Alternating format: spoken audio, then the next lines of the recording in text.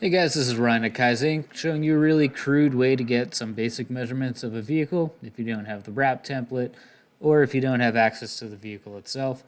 So this particular vehicle, we're looking for a 2022 Chevy Silverado 1500. Don't have access to it, don't have the template. So in this case, we're going to go to this, just Google sign elements wrap templates. This page should pull up here. We're going to select region, change it to US. Brand, we're going to choose what we're looking for. So Chevy. Now we're going to find Silverado 1500. Hit go. Then you're going to find the style and year that you're looking for. So this here will work fine.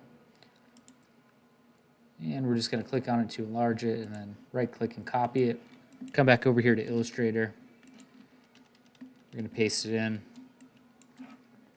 Again, this isn't going to be 100% accurate, and this definitely wouldn't be how you'd go about creating a wrap. We're just looking for some basic measurements here without having access to the vehicle or spending money on a template or anything like that.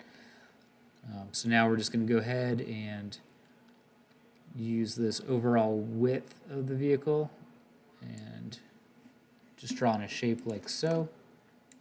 Slide it up so I can see the number 231.7. So we're going to select both of them, make a clipping mask.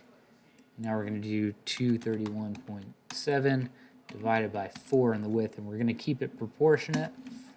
And so now we have this expanded view of a Silverado at quarter scale.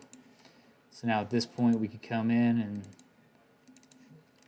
say, all right, we're going to put a door graphic on here. If we take that and we multiply it by 4, that's approximately the space that we have to work with. So yeah, not the most accurate, not the most glamorous, but hey, it'll get you what you're looking for. Thanks for watching.